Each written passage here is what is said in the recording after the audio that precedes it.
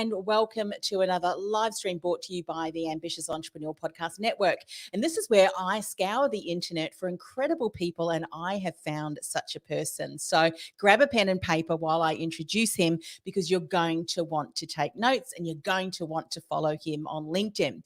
So joining me on today's live stream is Derick Mildred, beg your pardon, and he shares tips and insights all around building your business, building your profile, your reputation over on LinkedIn. In fact, his course is Linked into More Business, online LinkedIn course to grow your business. He has 43,000 connections and followers on LinkedIn. He has over 250 recommendations in writing.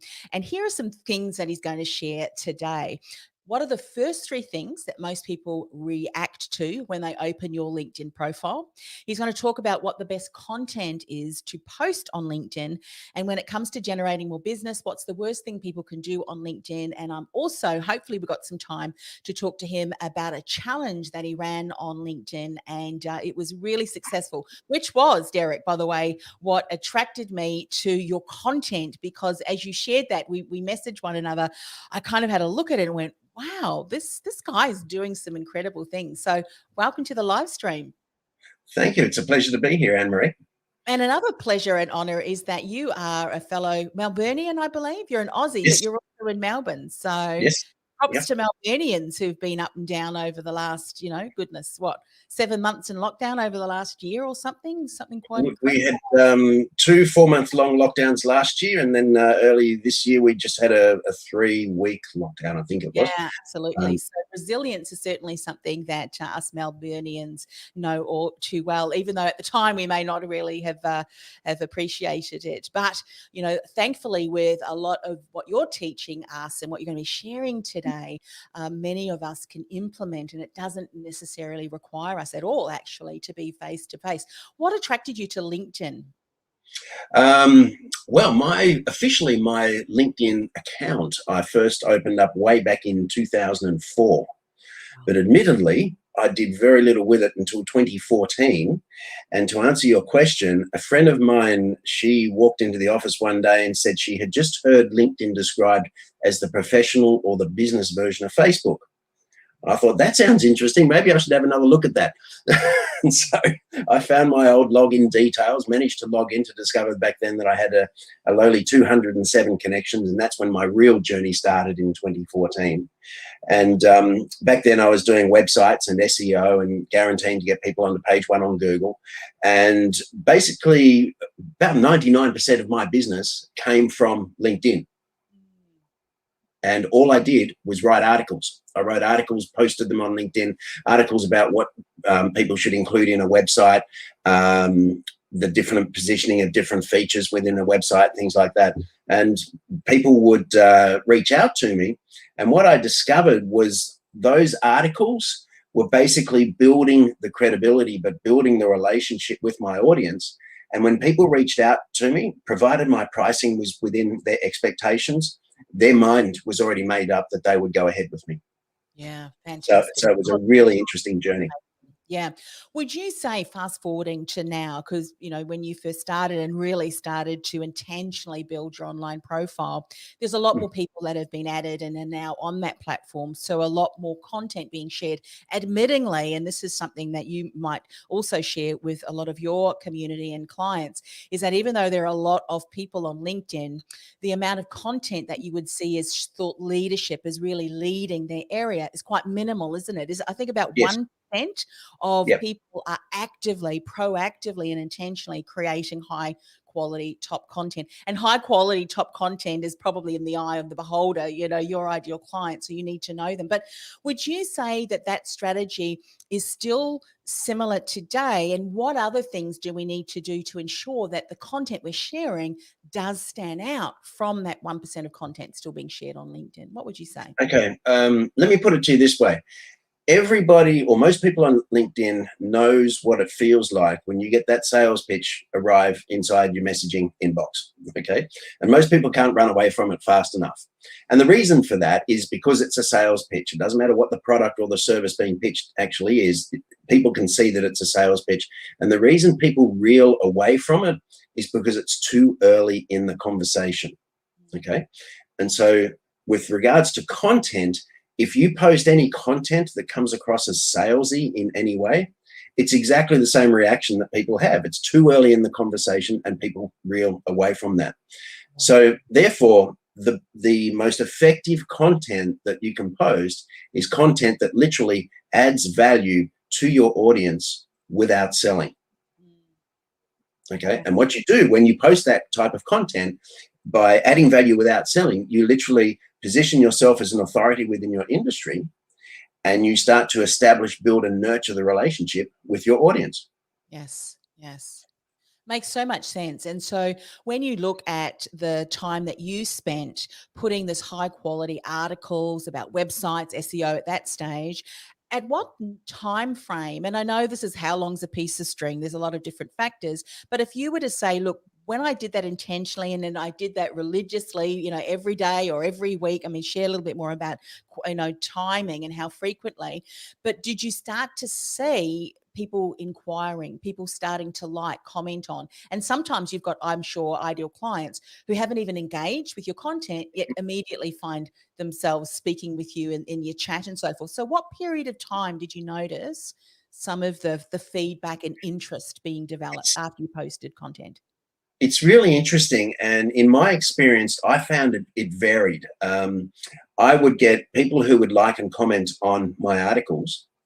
And then sometimes those people would reach out to me, send me a message and say, can we talk further because I'd like to discuss with you about a website or talk to you about a website. Then I would get other people who would reach out to me, and I would naturally ask them, do you mind if I ask where you heard about me from? And they said, oh, we've been following your articles on LinkedIn. And I'd look at their name, I'd look at their business, and I'd never heard of them or seen them before. So they hadn't liked, they hadn't commented, they just watched in the background. And so it's different people who have sort of different reactions or lack of reactions, sometimes, as the case may be. And you've literally just got to put it out there and just have faith, just have confidence in it. And you slowly build up on that momentum with your audience. The other thing, of course, is having your profile positioned that entices the viewer or reader of your profile to want to read further, to want to know more about you, and ultimately want to reach out and get in touch. Because when they see your article or your post, or they see something that raises their interest in you, where are they going to look? Your profile. So therefore, what are they going to see? Yes. So you're actually going to share what are the first three things that most people react to when they do open your LinkedIn profile. What are those three things? Okay. When people first open up your LinkedIn profile, the first three things that have an immediate impact upon them are your banner image, your face pic, and your headline. Yeah. Okay. And so it's always a good idea to have a banner image that ultimately includes a key benefit statement aimed towards your target audience. Okay. In other words, what's in it for them? Okay, because that's one of the very first things they see. It's a little bit like the cover of a book. If you imagine you walk into a bookstore, it's the cover of that book, the title of that book that grabs your attention. You'll grab that book from the shelf, you'll flick through it, and then you'll make your decision if you're going to go a step further and purchase that book. Well, your banner image is one of the first things that people notice when they open up your LinkedIn profile and entices them to read further. And then, of course, is your face pic, and then your headline that highlights, again, what's in it for them, what you do, how you can help them, etc. Yeah, terrific.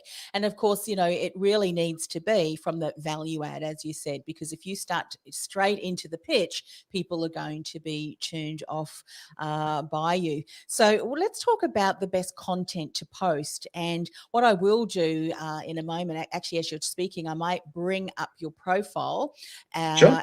and then we can maybe have a look at some of the things that you are creating. But firstly, we've talked already about content that really is pitchy and that is salesy is not the type of content that we want to see or be sharing on LinkedIn. So what are some of the content we do want to see and we do want to post?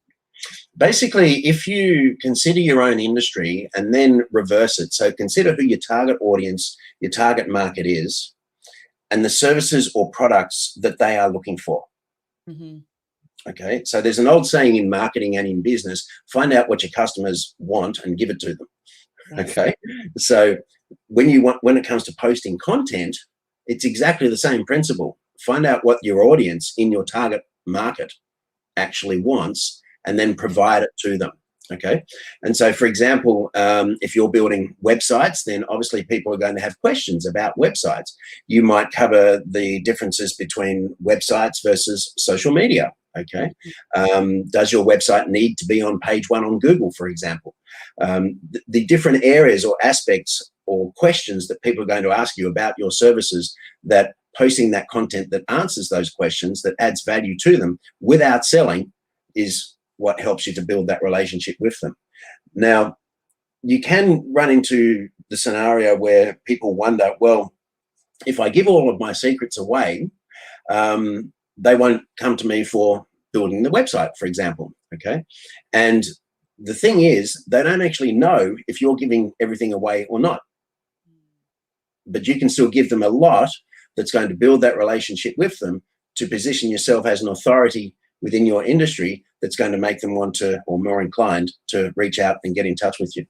Yeah, absolutely. And I have to agree with that. I mean, if you think about all of the years of experience that we individually have in our specific areas of expertise, there is just no way we could wrap all of that and give that away, because No. there's certain things, there's certain strategies, there's certain insight and knowledge that we use to inform a decision. So anybody can go online and find something, but whether they're going to take the right action and the right sequence and the right Yes. steps is, to success, is going to be very dependent on you. So you're not going to do yourself out of a job, that's for sure. So I have your profile up here, Derick, Sure. and all of the things that you have said, you certainly have in place, a banner that really pops. It certainly, can see what you're delivering, and your promise, what I call your promise of value and promise of expectation, a powerful headline.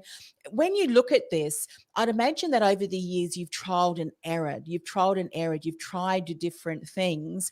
And there's a saying that I have that, individually, all of these things are important, but collectively they are crucial. Mhm. So I wonder, considering all of the things that you mentioned, and they're collectively crucial, would you say that there's one of those things that you find many people who are on LinkedIn, they assume they've got in place and correctly, but actual fact, you haven't? Would there be one or more of the elements of those things you shared?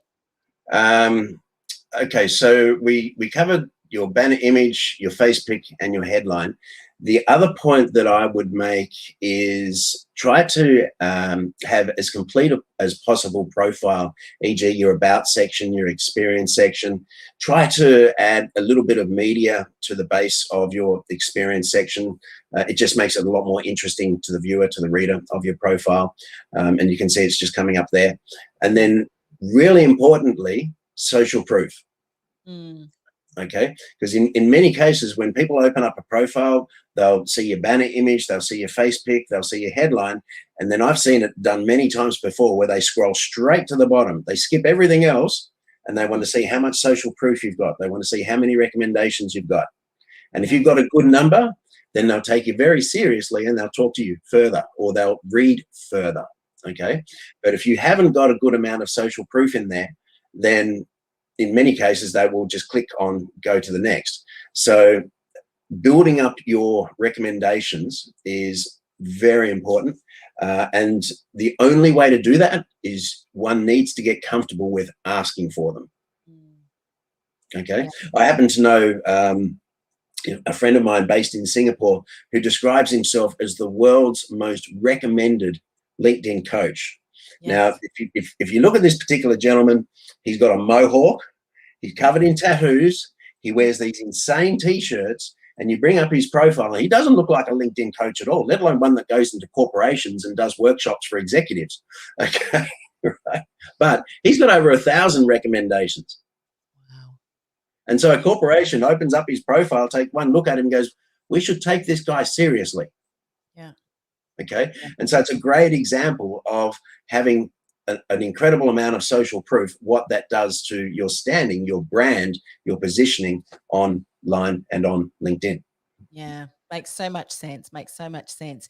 And I want to talk to you a little bit about the challenge that you have had and that you've run before, and kind of break that apart and see if we can learn. I'm sure we can learn many new initiatives from that. But firstly, before we do move on to that, when it comes to generating more business on LinkedIn, the worst thing people can do on LinkedIn is that going to the selling too quickly, or are there some other things that we may be doing that we're not realizing that, hang on, this is actually turning potential clients off?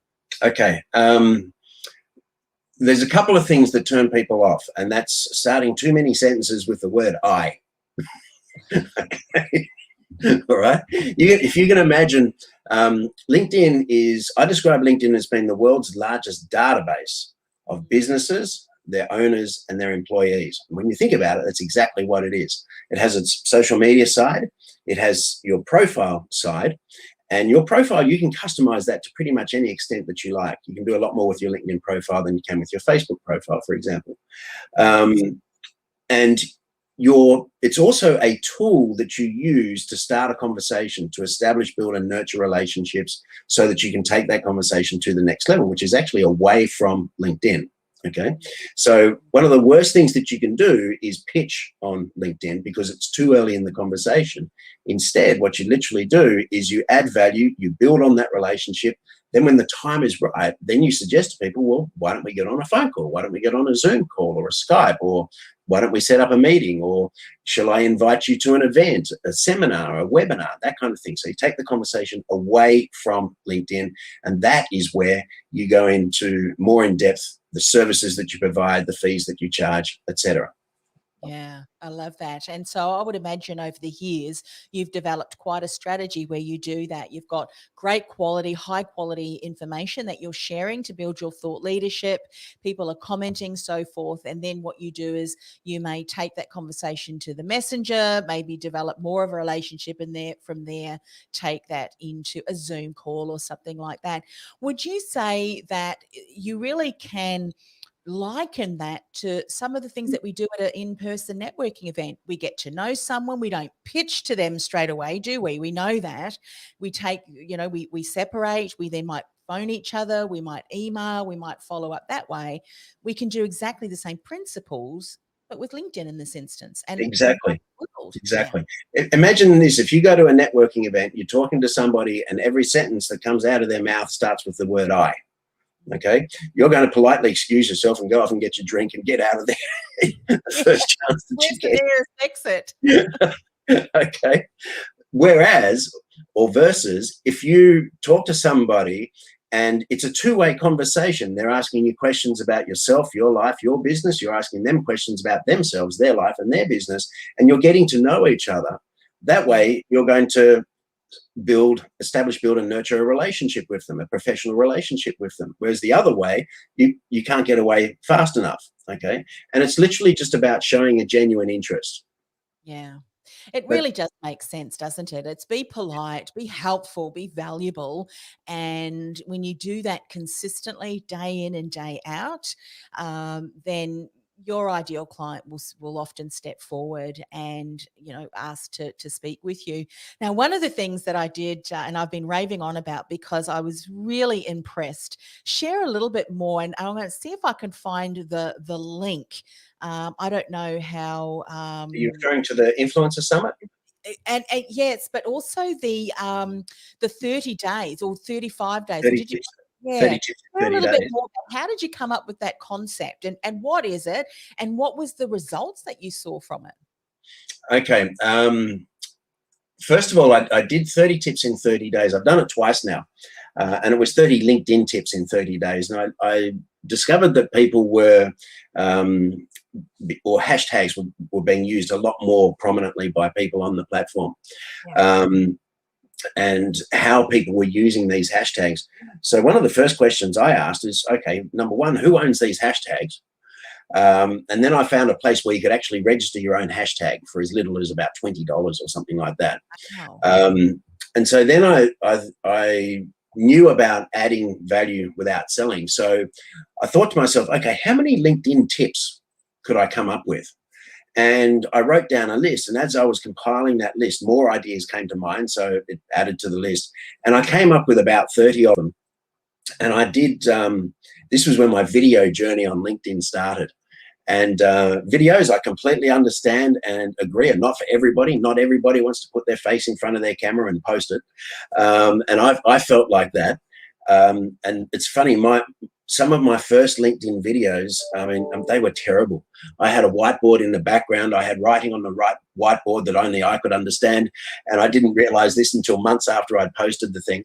But I did 30 LinkedIn tips in 30 days. I registered the hashtag, and the response that I got was absolutely amazing. People were so grateful with the information that I was sharing and the tips that I was providing, and occasionally some of the tools that I was sharing that were a great help to people. Yeah. And this was my first series of videos. So then my next series of 30 tips in 30 days, about 6 months or so later, I refined it a little bit. I polished it a little bit. I was already a lot more comfortable with doing videos. So I polished all the videos. I reshot them all, and I used different platforms for basically adding the subtitles and things like that. And so it had a much more presentable look about it, which I was happy with. The irony was, when I did it for the second time and I wrote out a list of all the content that I wanted to include in 30 tips in 30 days, I had more than 30 of them. I wound up with 40. And I thought, this could be interesting. I'll do 30 tips in 30 days, but I'll go on to 40. Yes. I thought I'll be interested to see what kind of reaction I get. Yeah. And so I actually got some messages in my inbox from people who literally said to me, you promised us 30 tips in 30 days, and right now you're up to 35. Well, excuse me. I thought, okay, yeah, adding extra value, going above and beyond.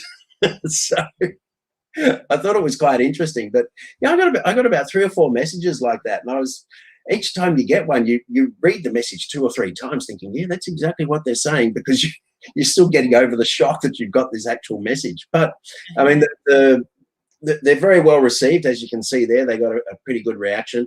I'm in the process right now of drafting up the 3rd series. And yeah, I'll wait and see what I can do with that. I cannot promise 40, but at the very least there'll be 30 there. And they're just there to help people get a better understanding of LinkedIn, how to use it, how to manage their profile, make updates to their profile, etc. Yeah. I mean, what I love about what you've done is you're also repurposing it, because before we went live, you shared with me that we'd been connected for 4 years, and you've got 43,000+ people who are following you and that you're connected with. And I know that, it's very difficult to know every single one of those people. But what was interesting is we started messaging for a specific reason. I think I might have reached out for a birthday celebration or something like that. It was a milestone anyway. And then what you did is that you shared a link back to this particular post, I believe, because when I went and saw it, I actually put a love, because I think, wow. And I think I made a comment, and that was really what prompted our further conversation, and ultimately you being here on this live stream. So a lesson for me and for everyone listening today is that you might do something, but continue to repurpose it, which I'm sure you do. It's a resource that you continue to share with people, because ultimately people on LinkedIn are interested, and many of you who are on LinkedIn, your ideal client is interested in what you share too. So that you didn't just do it over the 30 days or the 35 days, you're actually repurposing it now. So are you finding, and I think they call it the long tail, don't they, that the results and benefits and publicity, if you will, the exposure that you're getting, not just at the time that you did it, but continues to work for you because you're still intentionally repurposing it and people are finding it? Absolutely. I mean, in most of the messages that I send out on LinkedIn, I include a PS, which includes 30 tips in 30 days and gotta love LinkedIn. Yeah. Amazing. Amazing. So when you look at your videos, and I do highly recommend, and I'm sure people will, go and follow Derick if you haven't already, and then do what I did, because I started scrolling. I thought, hang on a minute, he mentioned the hashtag. search for the hashtag 30 tips in 30 days, which is your Yep. hashtag, but then you will be able to follow along. And how can you model success? You follow success. So if someone's done something successful, don't copy them. Don't copy them, but follow hire him if you need that support to help you do that, of course, or come up with 30 tips. Did you find that videos that you were doing, there was a certain time frame of videos that tend to work really well on LinkedIn, Derick, or obviously Less get than to the 3 minutes. Yeah, point, less than 3 minutes. The thing with videos is if you make them too long, you lose people's attention span. Yeah. And you got to think to yourself, okay, what does pretty much everybody do when they're going through the newsfeed? They scroll. Okay, so first thing is you got to grab their attention, and so you can use your headline to grab their attention, or it can be a thumbnail image for your video, or the very first image for your video. But try to keep the video concise, on point. Don't drag it out for too long. Mm-hmm. Yeah, because if you do, people will switch off it. So just make it concise, get to the point across about what you want to say, how you want to help people, etc., and then just post it. Just get it up there. And did you find comparing, because I think you said when you did it initially, you didn't do any of the captions, but the second time around you did include captions. Did you find that there was a higher uptake or listen? Obviously, people don't listen, but rather read. The captions made a difference? It's interesting you mentioned that. I'm actually connected to a fair few influencers, and some of them add captions, others don't. Yeah. And I know one actually, she shoots her videos on a daily basis, and she consistently posts one video a day and has done now for a good couple of years, and has never used captions. I know several other people who do use captions, and the reasoning behind captions initially pre-COVID was people watching the video on to and from work, on public transport, in the office, etc. They're watching the video for whatever reason in silent mode, and so the captions help you get your point across whilst they're watching it in silent mode. Whereas with COVID, if we're all in lockdown, we don't necessarily have to watch them in silent mode, but the captions also help to emphasize the point that you're getting across. Yes. Okay, so they do help with that. So now I would highly recommend that people add captions to their videos. And one of the things that I think you probably would have done, I mean, obviously you're sharing them on the LinkedIn platform because that's a platform that people are engaging on and so forth. But I'm sure you use those videos across other platforms too, because there are people that are following you probably on YouTube or Instagram or any other platform that may also want to increase their profile on LinkedIn. So did you find, or did you share them across different platforms as well? Yes, I did. I added them. I basically built a LinkedIn channel based on the videos in 30 tips in 30 days. I added them to Facebook. I also added them to the LinkedIn company pages. I added them into a LinkedIn group, some Facebook groups. So yeah, you can repurpose them, and you can even take that a step further. You can send a link to them with an email broadcast or mail out, etc. So there's many different ways that you can repurpose. Yeah, absolutely. Now, Jacqueline asked a question, what is the normal length of a video? What does he recommend? I think you mentioned no longer than 3 minutes. Try to keep it under 3 minutes. Look, I have posted videos that are longer than 3 minutes that have done very well, but most of the people that I talk to all recommend try keeping it under 3.5 minutes. Yeah. And I'd imagine too that if you're doing a challenge such as what you're, 30 days that you did there, Derick, the first episodes you might have kept short and concise, provided such great value that people couldn't wait for the next video to come out. When you initially posted them, did you tend to post them at the same time every day to kind of have that consistency of timing as well? Pretty much. Yeah. Yeah. Now you mentioned there was a number of different ways that you repurposed them. Were there any repurposing that you did do that was surprisingly successful? In other words, you thought, I'm just going to do that with it, but because it had so much success, you've now going to do that continuously. Anything surprising come up with you? for you? I knew at the time that I would get some good interaction via LinkedIn, because LinkedIn is my main passion and focus. So I knew that, and also it's where I have my largest audience. Okay, so my audience on YouTube is nowhere near as big as what I have on LinkedIn, and the same with Facebook. However, what I also realized based on the interaction that I did receive, especially the comments, was, okay, I had to use these videos further. And so I actually put them on my website so people can access those any day they like. And so that was one of the instigators in me doing that, was the comments that I actually got on LinkedIn on the posts, 30 tips in 30 days.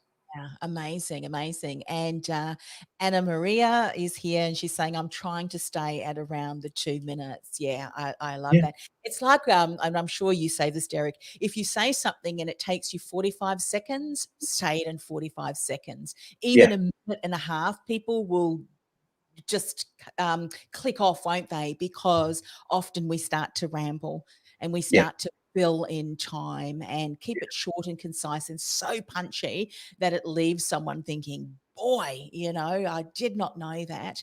Did you have a strong, and of course I'm going to encourage everyone to go and watch them, but at the end of those videos, did you keep a similar strategy? You didn't want to sell, didn't want to put any, obviously, didn't want to put any calls to action, or did you say, this is part of a 30 days, 30 tips in 30 days. So make sure I'll see you in the next day. So did you kind of seed and lead forward to that?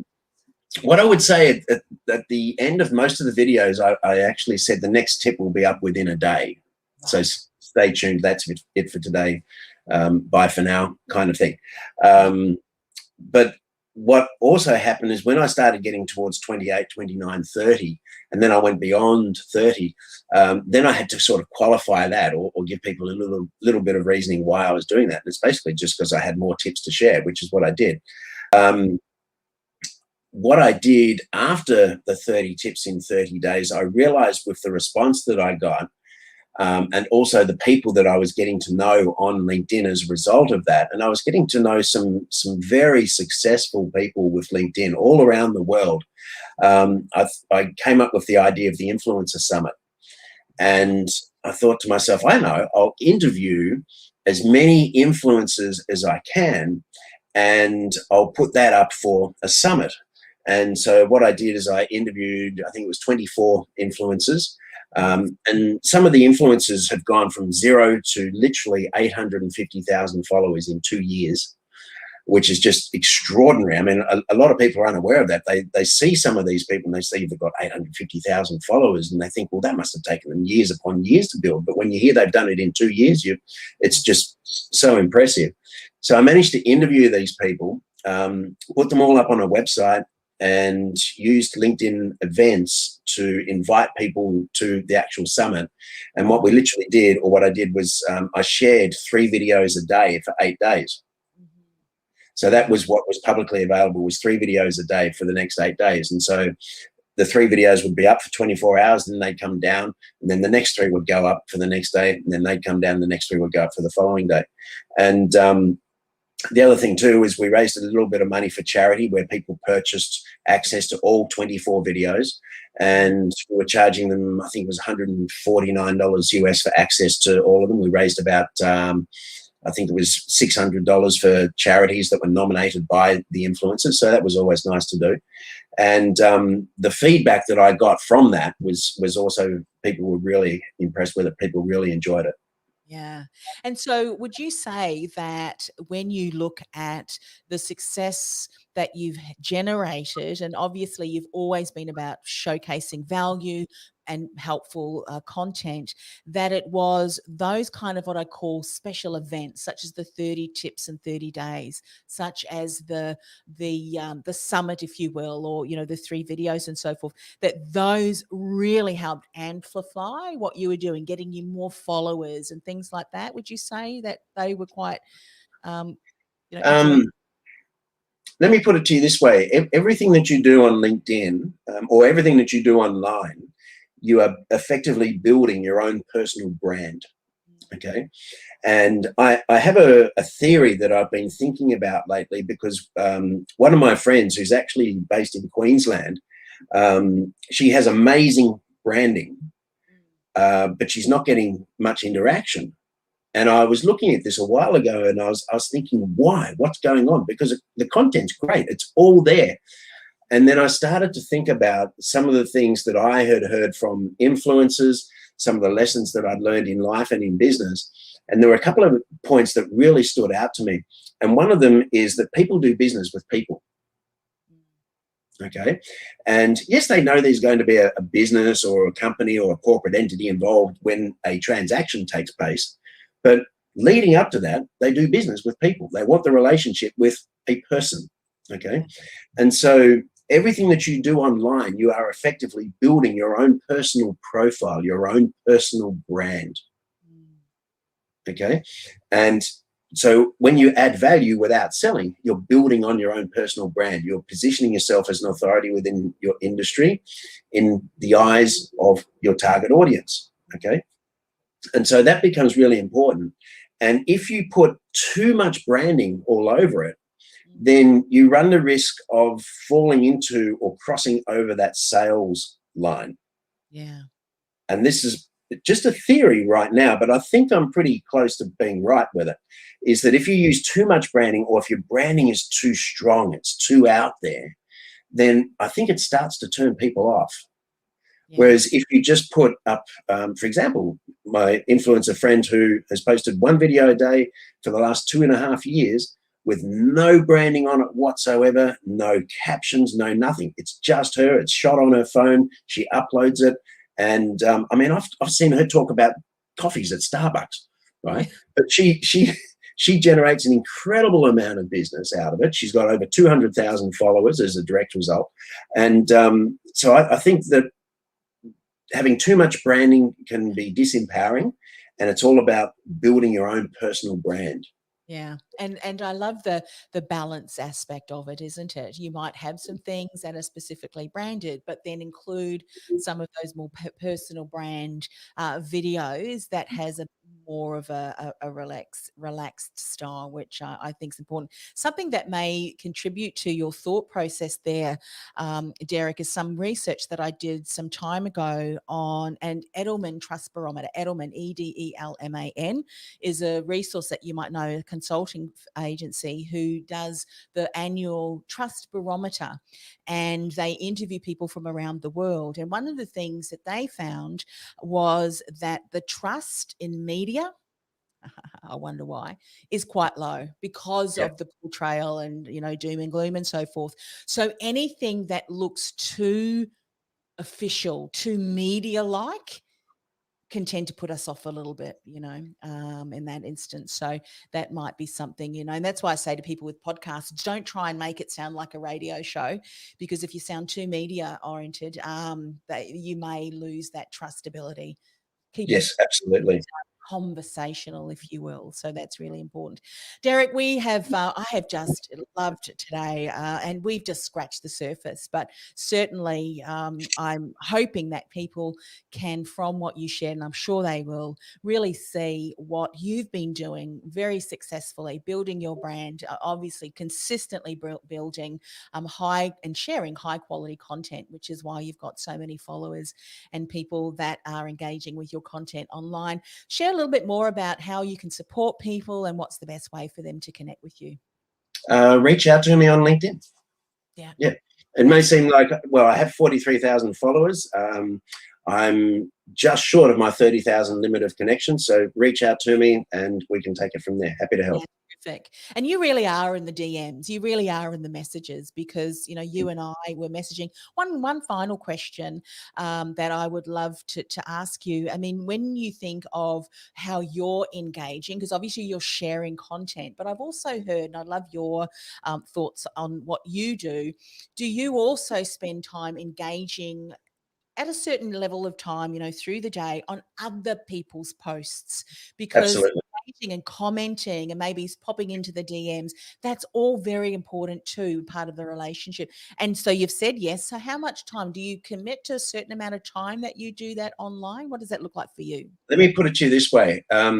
if you want to post and you want your post to do well, it's highly advisable that you engage with other people's content for 20 to 30 minutes before you post. The algorithm loves that. And then if you think strategically about that, or objectively, the best content that you can engage on is people within your target audience. Yeah. So you engage with that, then post, and then, of course, try to reply to the comments on your own post as quickly as possible.